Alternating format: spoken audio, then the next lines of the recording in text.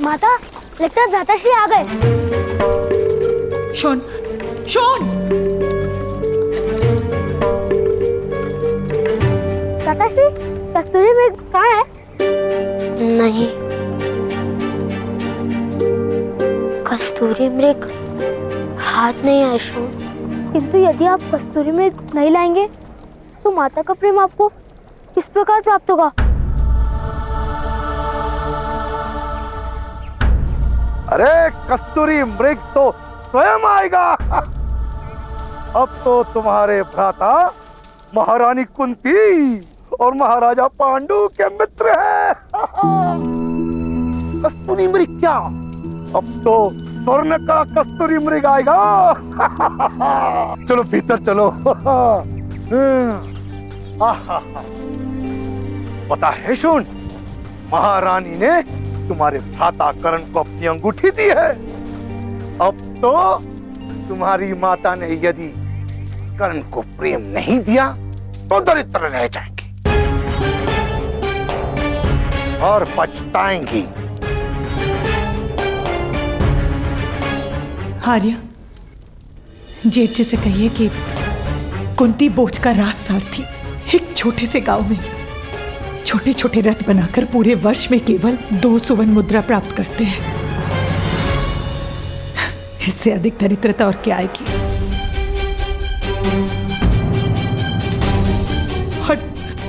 और मैंने कहा था उसे कस्तूरी मृग लाने के लिए, मैंने कहा था धनुष उठाने के लिए, तो फिर उसकी मूर्खता का दंड मुझे क्यों मिल रहा है? संतान की मूर्खता का दोष और संतान की सफलता के लिए प्रशंसा दोनों माता को ही मिलते हैं। यदि तुम कर्ण जैसे चमत्कारिक और दिव्य बालक को अपनाओगी तो प्रशंसा तले डूब जाओगी, गर्व से फूल ही नहीं समाओगी। मुझे किसी की प्रशंसा की कोई आवश्यकता नहीं है, और ये दिव्य है ना, तो ये मत भूलिए, दिव्य का स्थान दिव्य लोक में है, देवताओं के बीच में।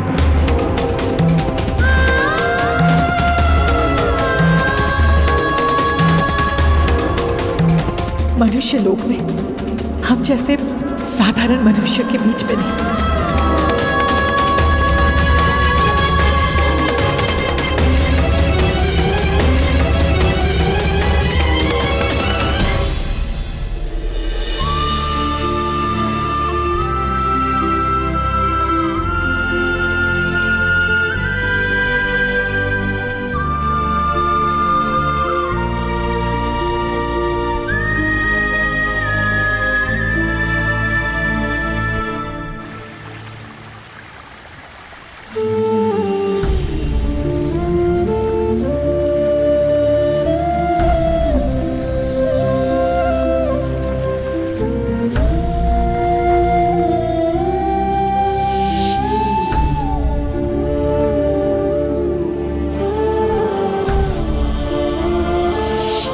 और ये दिव्य है ना, तो ये मत भूलिए, दिव्य का स्थान दिव्य लोक में है, देवताओं के बीच में।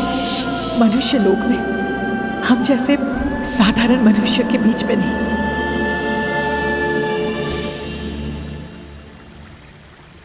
भ्राताश्री, इस प्रकार यहाँ क्यों बैठे हैं? तो कहाँ बैठो शोन? चलिए, क्या आपको पता नहीं यहाँ पिशाच आते हैं? अब मुझे पिशाच से कोई भय नहीं, वैसे भी मेरी मृत्यु होने वाली है। माता ने उचित कहा है, दिव्य का स्थान देवलोक में ही होता है। पर माता का क्रोध तो कल तक उतर जाएगा। नहीं शोन, ताऊ ने कहा था यदि किसी वस्तु से प्रकाश निकले तो वे दिव्य होती है, और मेरे शरीर से भी प्रकाश निकलता है। आपके शरीर में से कहाँ प्रकाश निकलता है? बताइए। ऐसे नहीं निकलता, किंतु जब मैं पर्वत से गिरता हूँ तब पूरे शरीर से प्रकाश निकलता है। अवश्य मेरी मृत्यु अब निकट है, उससे मुझे कोई हानि नहीं होती। तो दिखाइए। मृत्यु? अरे नहीं, प्रकाश। चलो दिखाता हूँ।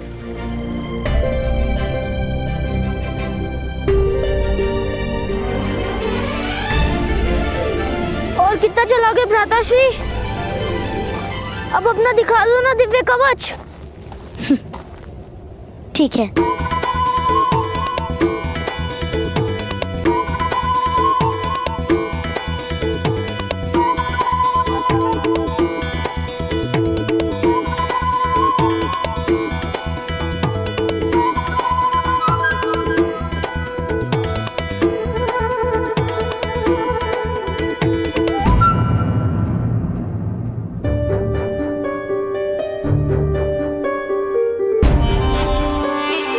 आश्चर्य है, अब कवच नहीं निकल रहा।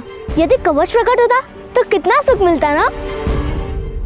उस कवच के कारण पर्वत से गिरने पर भी मुझे कोई घाव नहीं हुआ था, रक्त भी नहीं निकला था।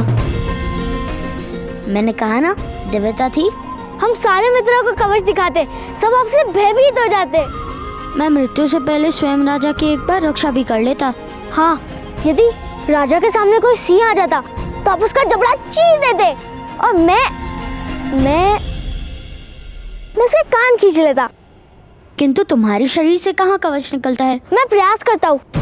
आप मेरे भ्राताश्री हो ना, तो आपके और मेरे हाथ और पैर समान है, तो कवच क्यों नहीं हो सकता? किंतु अभी कवच नहीं प्रकट हो रहा है ना शोण?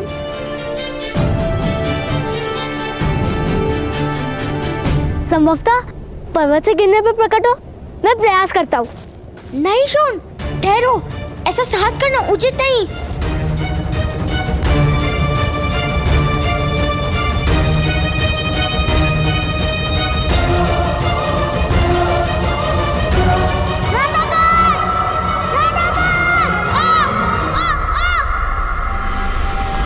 रक्षा कीजिए।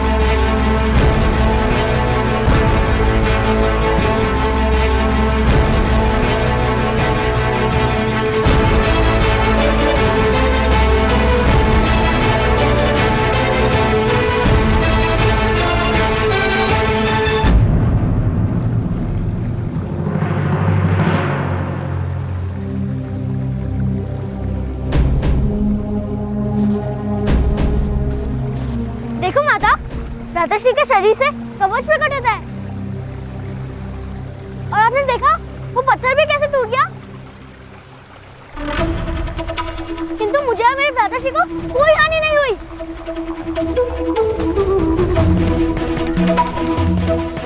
माता, अब तो देखा मैं दिव्या हूँ ना।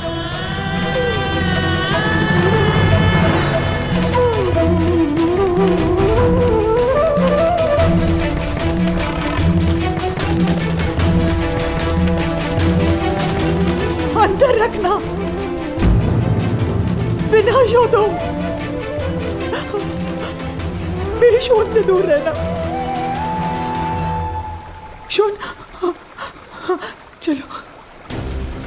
छोड़ दो मुझे माता, मुझे प्रातः काल के पास जाना है। कोई आवश्यकता नहीं है।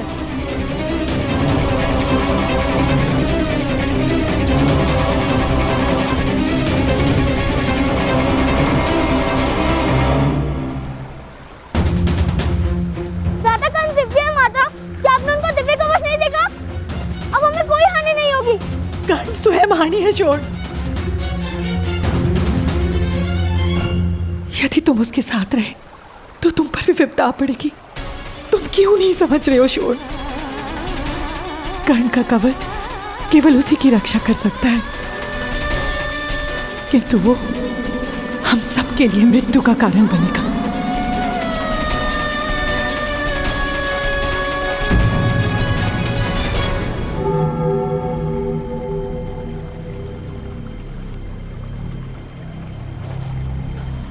कर्ण, कर्ण, कर्ण! तुमने तो अपनी दिव्यता बता दी। अब एक और दिव्य रथ बनाने में मेरी मदद करोगे?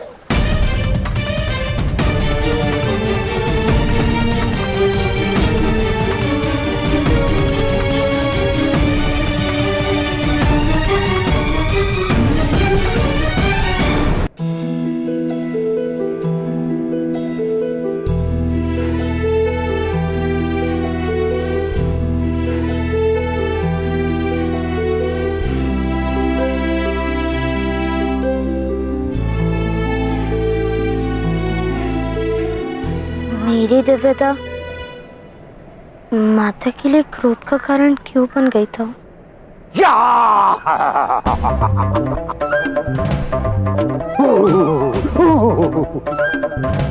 तुम्हारी माता भयभीत हो गई होगी।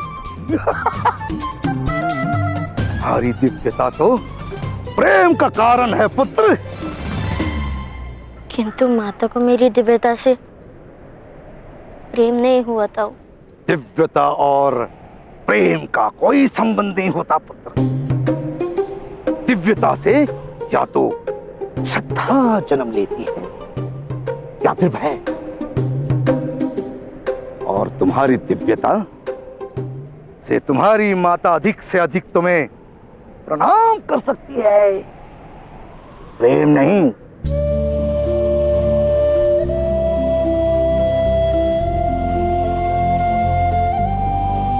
माता से प्रणाम की अपेक्षा किस बालक को होती है ताऊ? मुझे माता के प्रेम की आवश्यकता है। क्या माता मुझे कभी प्रेम नहीं करेंगी?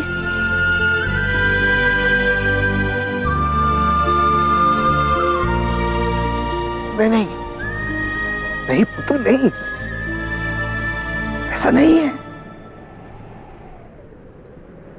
तुम्हारी माता तुमसे बहुत प्रेम करती है। ईश्वर हो या माता, अपनी निर्बल संतान को सदा ही अधिक प्रेम दिखाती है। और शून में तुम जैसा चमत्कारियां तो है नहीं, शक्तियां तो है नहीं, बस इसी कारण तुम्हारी माता शून पर अधिक ध्यान देती है। हाँ।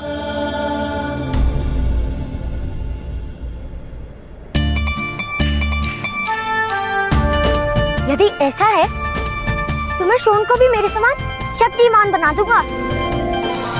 फिर माता हम दोनों को एक समान प्रेम करेंगी।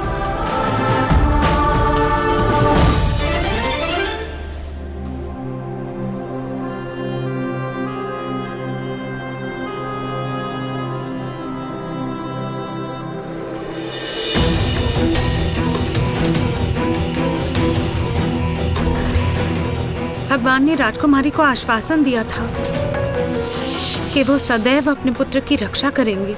यही कारण है कि इस बालक के पास दिव्य कवच तथा कुंडल है। आपका पुत्र बहुत तेजस्वी है। ऐसा बालक तो किसी महान राज्य का सम्राट हो सकता था।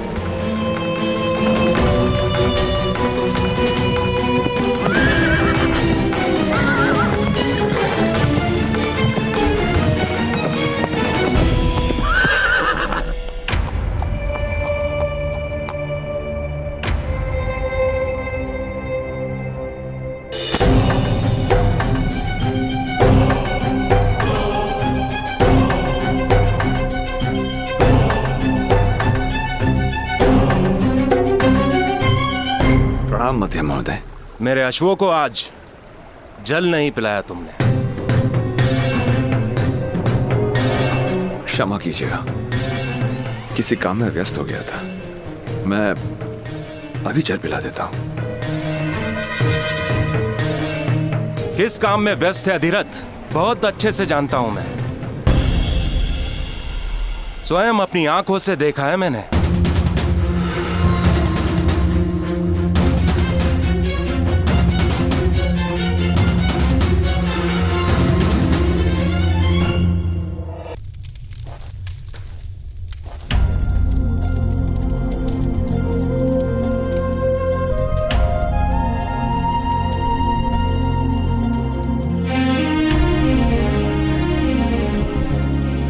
पहले खा लो। इतना क्रोध क्यों शोन? माता ने कहा है कि आपके कवच के कारण हम सबकी मृत्यु हो जाएगी। किंतु मैं जानता हूँ जब तक आप हमारे साथ होंगे तब तक मृत्यु हमें स्पर्श भी नहीं कर सकती है। किंतु माता ये बात समझती क्यों नहीं? अच्छा पहले खा लो। किंतु तुम तो ये बात समझते हो ना? अवश्य, मैं आपसे अत्यंत प्रेम करता भ्राता, 4 लड्डुओं से भी अधिक। किंतु माता आपसे प्रेम नहीं करती, यही कारण है कि माता ये बात समझती नहीं। शीघ्र ही माता मुझसे प्रेम करने लगेगी।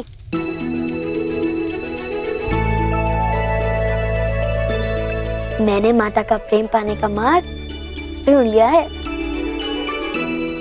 अपने पुत्र को रोको, अन्यथा चिंता के स्थान पर भय और भय के स्थान पर दुख होगा। अपने पुत्र की दिव्यता के ढोंग का अंत करो। किंतु महोदय, कर्ण वास्तव में दिव्य है। उसकी दिव्यता ईश्वर का प्रसाद है। उसको गुप्त किस प्रकार रखा जा सकता है? सूतों को दिव्यता की अनुमति नहीं है।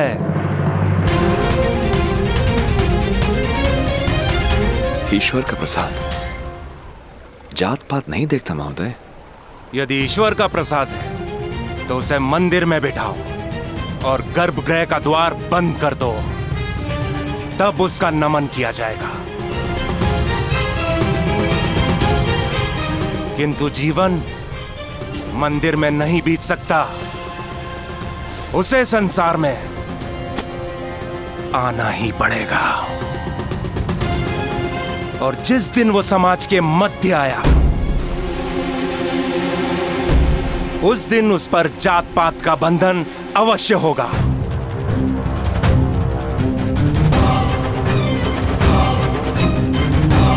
स्मरण रहे अधिरथ, यदि तुम्हारे पुत्र ने शक्तिमान बनने का प्रयास भी किया तो परिणाम बहुत गंभीर होगा।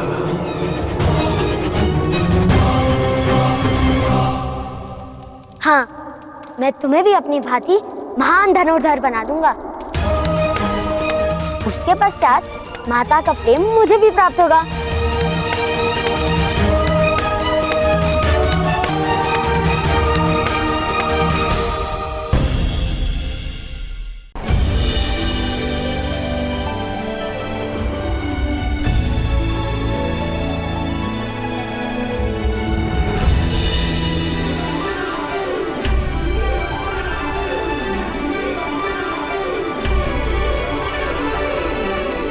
भ्राता कौन? आप मत्स्य को लक्ष्य बना रहे हैं? मत्स्य को नहीं, मत्स्य के मत जो पत्थर है उसको।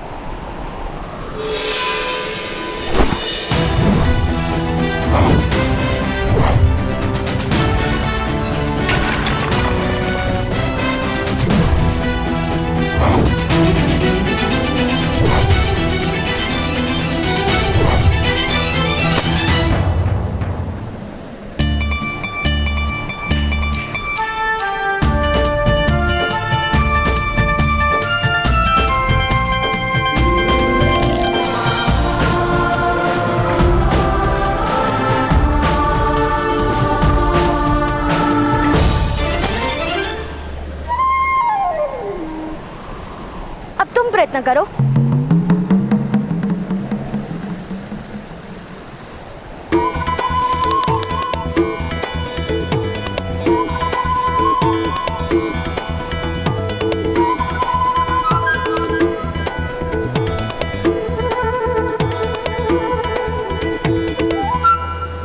प्रकार धनुष उठाओ, इस प्रकार प्रत्यंचा खींचो, अपने नेत्र केवल लक्ष्य पर रखो और पवन की दिशा देखो। सर संधान करते समय मस्तक थोड़ा सा नीचे और हाथ ऊपर होने चाहिए। ना मस्तक मेरी आज्ञा मान रहा है, ना हाथ और ना ये धनुष। मुझे लगता है मेरे कारण आपको माता का प्रेम कभी प्राप्त नहीं होगा। प्रयत्न करते रहो शोन, उस प्रयत्न से क्या लाभ होगा उसकी चिंता छोड़ दो।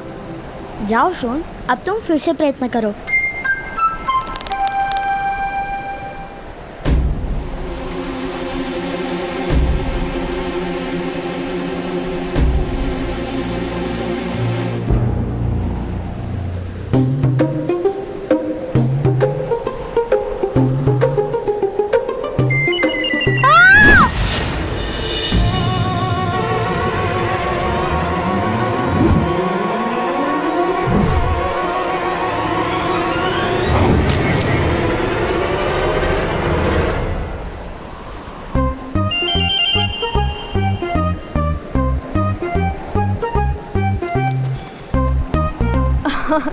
क्यों व्यर्थ प्रयत्न कर रहे हो कर्ण? मेरे पिता कहते हैं कि धनुर्विद्या सूतों का कार्य नहीं है। किंतु मेरे ताऊ कहते हैं विद्या उनकी होती है जो ग्रहण कर ले, और यदि विद्या ही क्षत्रिय होने का प्रमाण है तो शोण भी धनुर्धारी बन जाएगा।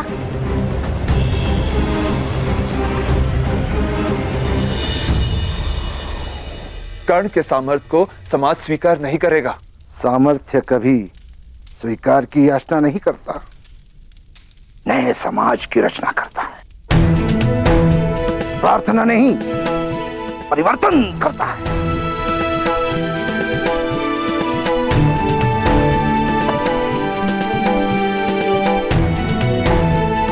ऐसा ही आत्मविश्वास लेकर आप भी घर से निकले थे।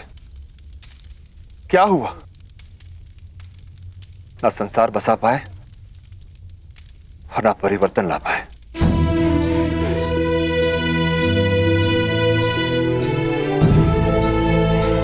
क्योंकि मुझ में सामर्थ्य कम था।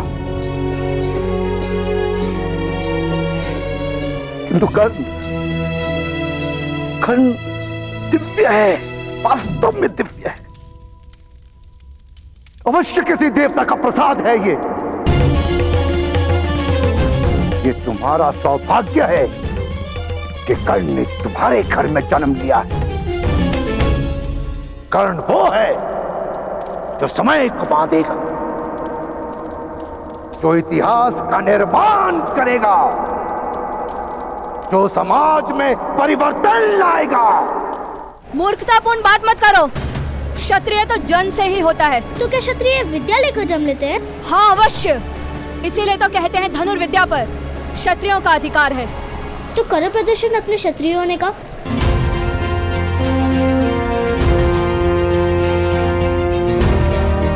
उस पेड़ से फल लाकर दिखाओ। मत्स्य के मत से तुम्हें अपने बाण का मार्ग बनाना पड़ेगा।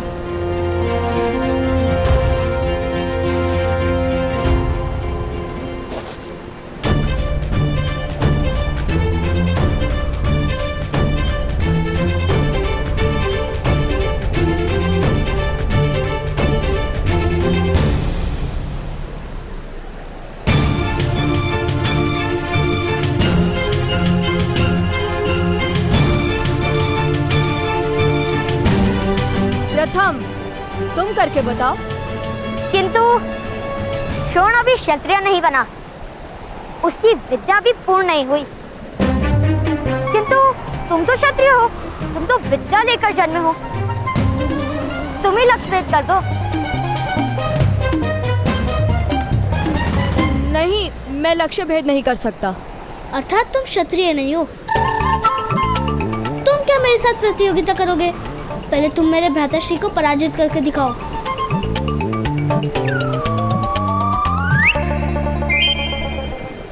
और जब तक तुम भ्राताश्री को पराजित नहीं करोगे तब तक हम तुम्हें क्षत्रिय नहीं मानेंगे। असंभव! मैं अपने छोटे से बालक के कंधों पर आपके सपनों का भार नहीं आने दूंगा। कृपा करके उसके मस्तक में मिथ्या वचन मत भरिए।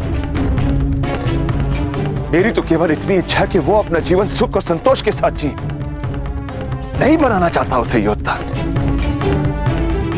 नहीं करवानी है समाज के साथ शत्रुता, उसके जीवन में संघर्ष नहीं भरना चाहता मैं। सामर्थ्य और संघर्ष में तो पति पत्नी का संबंध है अधिरथ। नहीं भ्राताश्री, कोई संघर्ष नहीं होगा उसके जीवन में। कर्ण सामान्य है और एक सूत की तरह सामान्य जीवन जिएगा। इस समय प्रकाश कम हो गया है। मैं कल प्रातः का लक्ष्य भेद कर दूंगा। सुनो, यदि तुम लक्ष्य भेद नहीं कर पाए तो तुम्हें भ्राताश्री के चरण स्पर्श करने पड़ेंगे, और यदि लक्ष्य भेद कर पाए तो मैं तुम्हारे चरण स्पर्श करूंगा। चलो श्वेत केतु, चलो।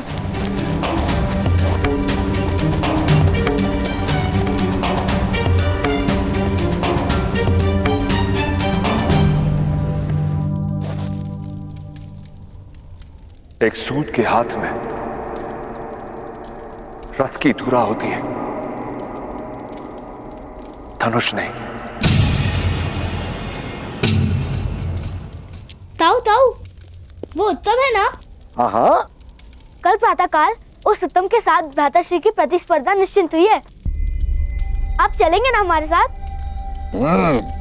भ्राताश्री और उत्तम धनुष से लक्ष्य भेद करेंगे, और जब उत्तम पराजित हो जाएगा तब वो भ्राताश्री के चरण स्पर्श करेगा। अरे वाह!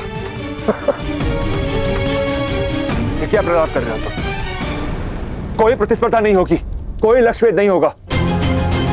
किंतु पिताश्री, यदि प्रतिस्पर्धा नहीं होगी तो भ्राताश्री को उस उत्तम के चरण स्पर्श करने होंगे। तो कर्ण चरण स्पर्श नहीं, बड़ी बात करेगा।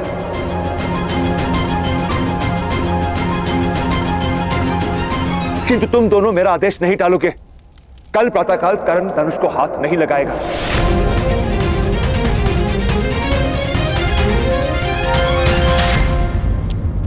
पिताश्री, कल प्रातः काल मुझे आपके साथ आने का आदेश दीजिए ना। क्यों पुत्र, सेना निरीक्षण में तुम्हें क्या रुचि? मुझे चरण स्पर्श करने में रुचि नहीं।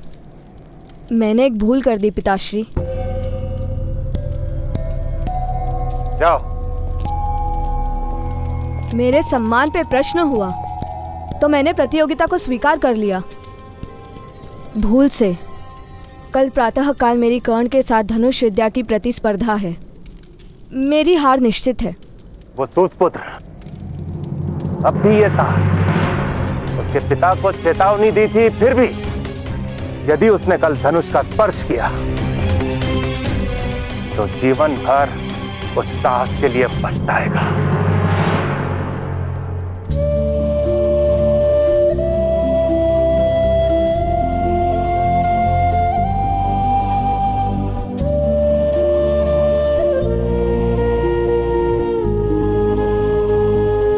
तो कर्ण चरण स्पर्श नहीं, बड़ी बात करेगा। कल प्रातःकाल कर्ण धनुष को हाथ नहीं लगाएगा।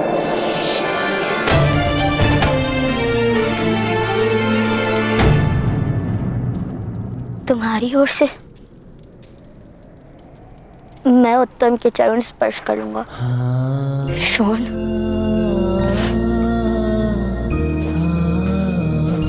भ्राताश्री, आप उस उत्तम के चरण नहीं स्पर्श करेंगे।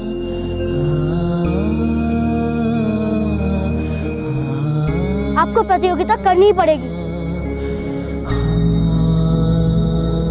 पिताश्री का आदेश नहीं टाल सकते हम।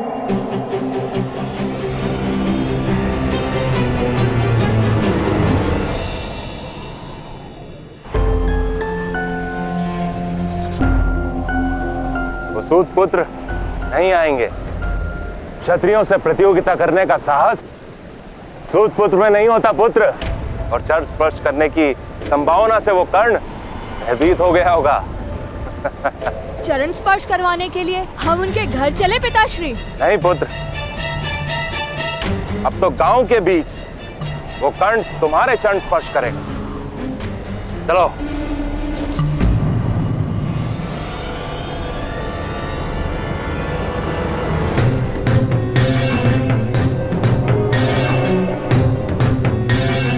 चलिए भ्राता, बाहर चलते हैं। प्रतियोगिता को स्वीकार किया है तो उसे पूर्ण भी करना होगा। पीछे नहीं हट सकते हम। तुम पर लांछन लगेगा।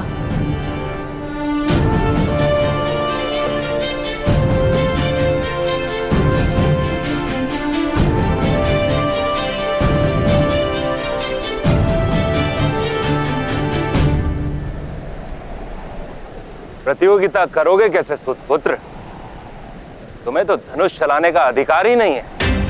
उचित कह रहे हैं आप। पिताश्री ने हमें धनुष चलाने की अनुमति नहीं दी। अंत में तुम्हारे पिता को सत्य के दर्शन हो ही गए। आओ शोण, मेरे चरण तुम्हारी प्रतीक्षा कर रहे हैं।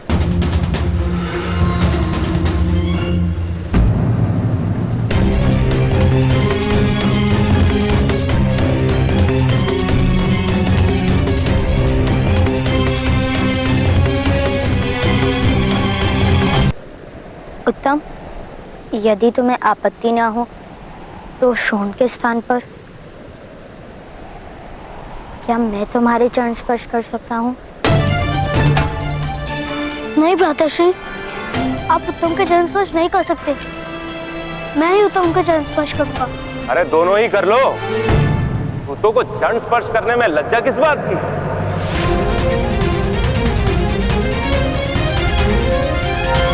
क्षत्रियों के चरण स्पर्श करके अपने वास्तविक स्थान को स्वीकार करो।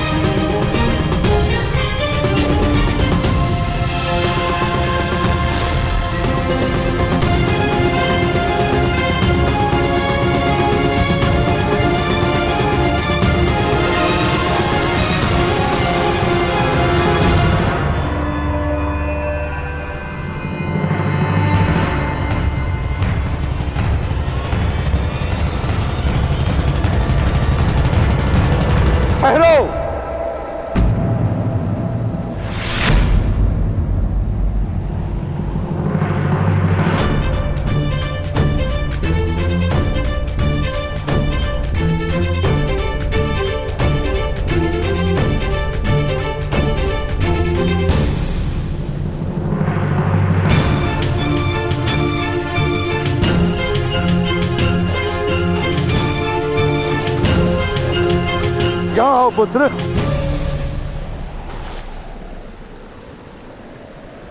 अध्यम महोदय, जब सूतों को धनुष स्पर्श करने का अधिकार ही नहीं तो प्रतियोगिता का आवाहन ही मिथ्या था।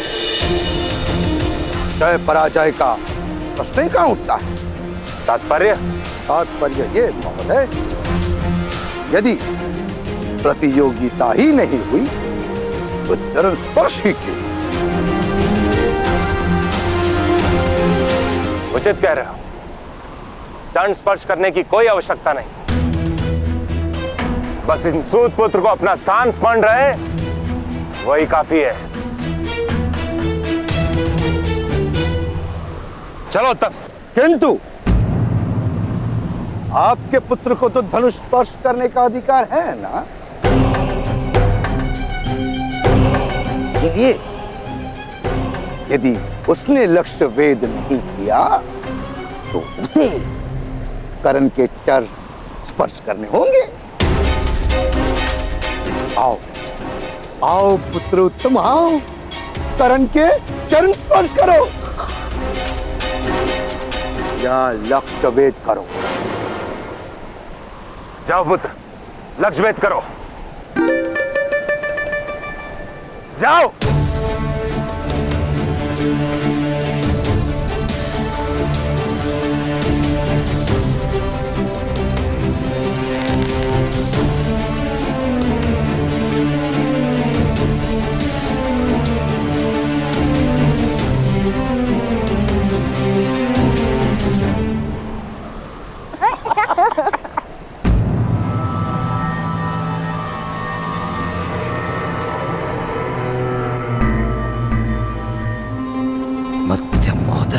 दीजिए करण को अनुमति।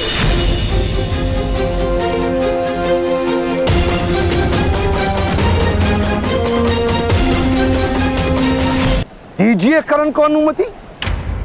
पिताश्री ने हमें धनुष चलाने की अनुमति नहीं दी। अनुमति दी। आओ कर्ण, धनुष स्पर्श करो। जाओ पुत्र कर्ण, अपने सामर्थ्य का ज्ञान दे दो मध्य महोदय को। नहीं तो पिताश्री ने धनुष स्पर्श करने की अनुमति नहीं दी।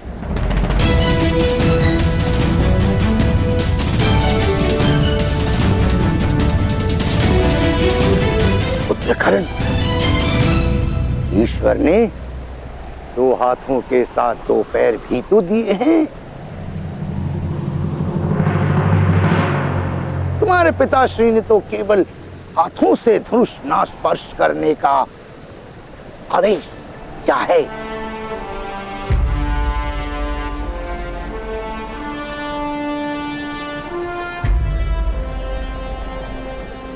दिव्य दृष्टि से बाण शक्ति से जीते ये सारा रण, शांत चित्त धरे आत्मबल भरे जीते हर बाधा कर्ण। छूट ना पाए लक्ष्य हो चाहे सूक्ष्म सा छुपा हो कर्ण। मित्र वेग है सूर्य तेज है कवच चढ़ा इसके तन।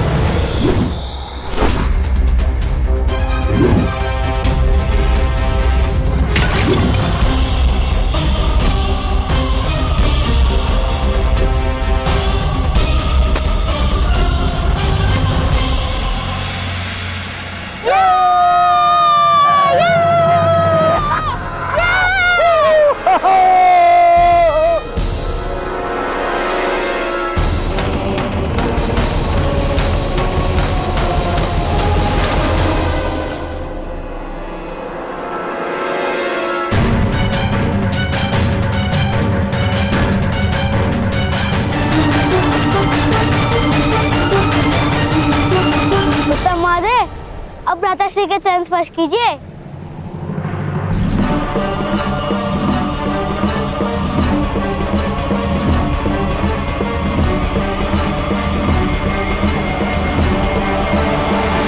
नहीं उत्तम, इसकी कोई आवश्यकता नहीं।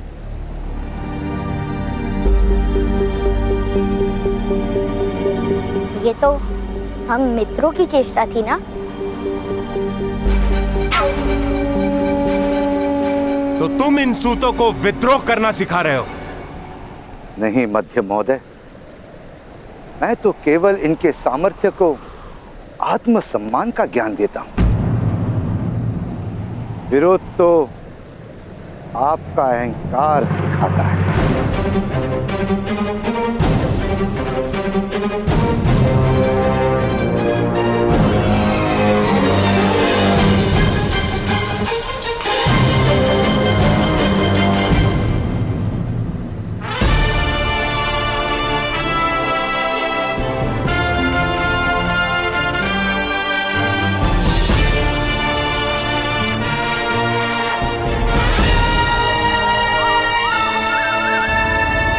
जय दुर्गा।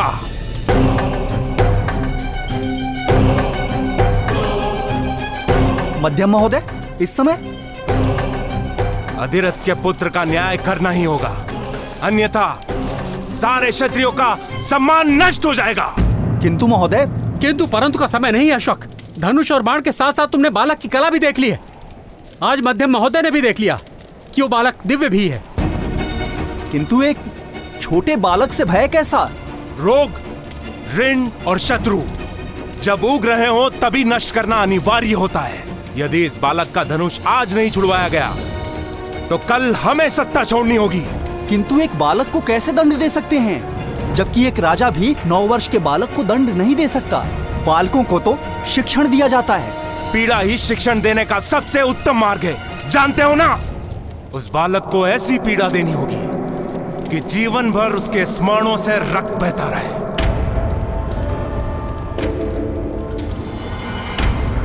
तुमने उसके ताऊ से दिव्य रथ प्राप्त किया था ना? ये रहा वो दिव्य रथ। जिस दिन से लिया उस दिन से टूटा पड़ा है। उसने कहा था कि यदि आपका हृदय शुद्ध रहेगा तभी ये रथ दिव्य रहेगा, अन्यथा ये सामान्य हो जाएगा। मूर्ख हो तुम। जिस तरह निम्न जाति में समर्थ नहीं होता, उसी तरह नीम की काठ से रथ नहीं बनता।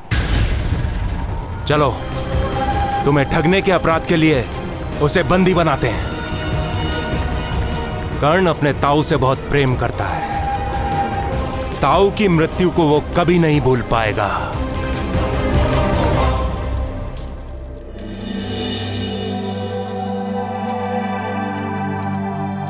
ताऊ, भ्राता का दिव्य कवच देख के माता भयभीत क्यों हो गई? दिव्य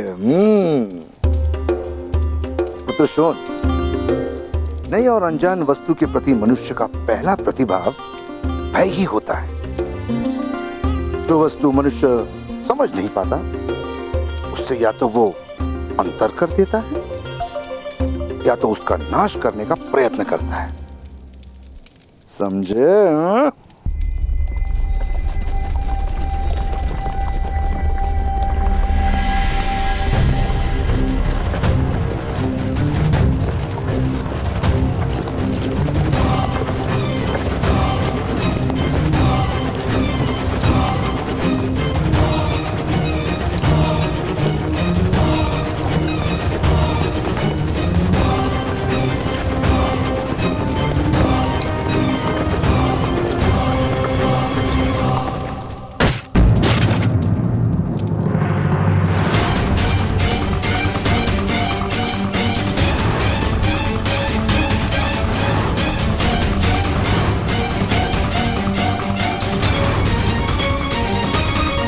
पकड़ लो इस पाखंडी को।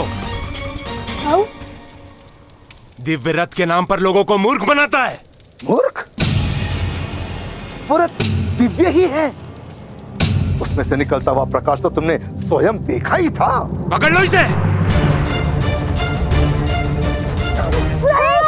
नहीं, छोड़ो मेरे ताऊ को। कहाँ लेकर जा रहे हो तुम मेरे ताऊ को? छोड़ो, पिताश्री। मध्यम महोदय, भ्राताश्री का अपराध क्या है? ठगाई की है इसने दिव्य रथ के नाम पर। तो धन लौटा दूंगा, बंदी बनाने की आवश्यकता क्या है? प्रश्न धन का नहीं है, प्रश्न है न्याय का। पकड़ लो इसे। नहीं, नहीं, नहीं। महोदय, ये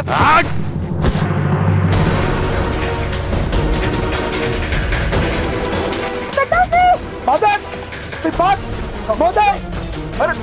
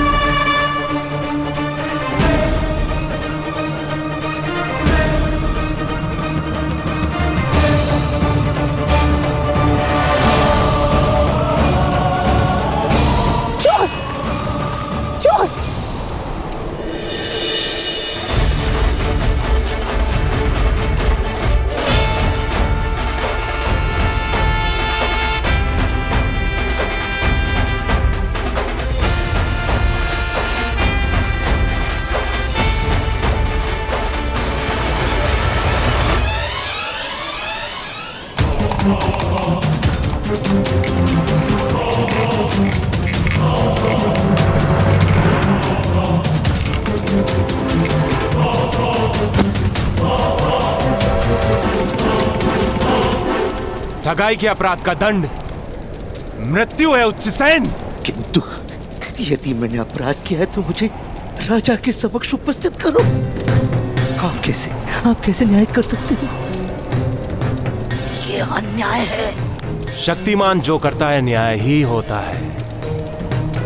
किंतु यदि तुम मुझे वचन दो कि कर्ण कभी जीवन में धनुष का स्पर्श नहीं करेगा, अपनी दिव्यता प्रकट नहीं करेगा, तो मैं तुम्हें जीवन दान दे सकता हूं।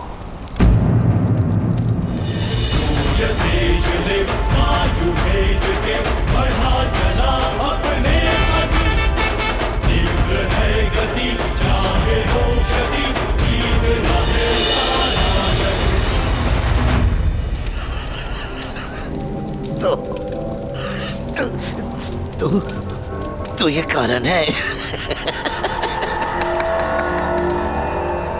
एक बच्चे से भयभीत हो गए महारथी। भय नहीं, चिंता उच्चसेन, चिंता। धर्म और परंपरा के रक्षण की चिंता, और क्षत्रिय का कर्तव्य है धर्म की रक्षा करना। कर्ण तुम्हारी बात मानेगा क्योंकि वो तुमसे बहुत प्रेम करता है। इसीलिए मुझे वचन दो कि तुम कर्ण का धनुष छुड़वाओगे, अन्यथा प्राण दो। नहीं, कर्ण के रोम रोम में धनुष का प्रेम बसा है।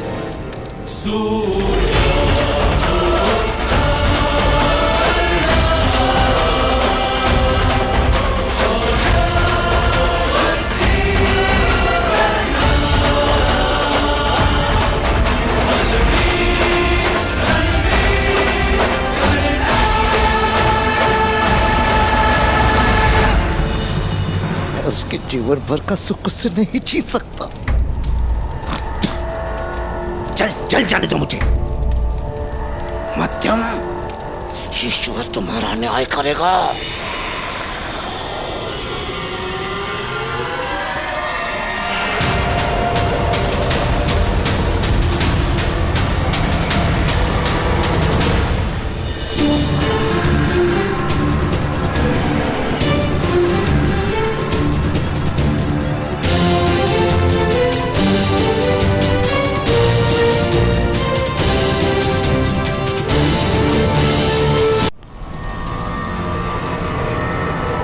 अभी भी मैं तुम्हारे बंधन खोलकर तुम्हारे प्राणों की रक्षा कर सकता हूं।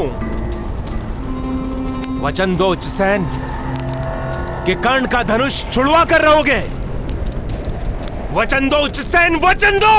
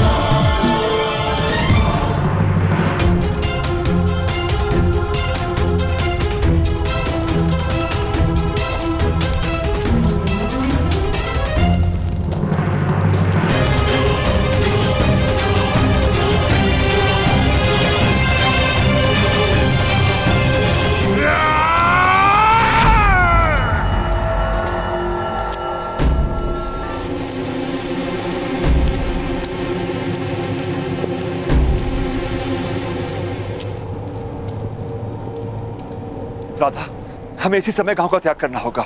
जितने भी वस्त्र हैं, मूल्यवान वस्तु है, सब बांध लो। मैं जाकर रथ तैयार करता हूँ। करण, गांव का ध्यान रखना।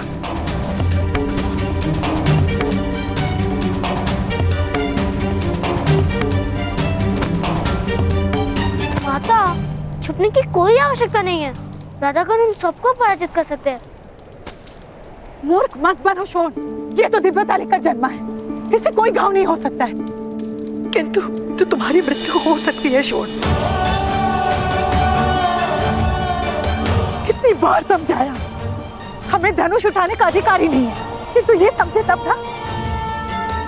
पता नहीं किस जन्म की शत्रुता लेकर आए मेरे घर में। ये मूर्ख बालक समझता ही नहीं है कि ये हम सबकी मृत्यु का कारण बन सकता है।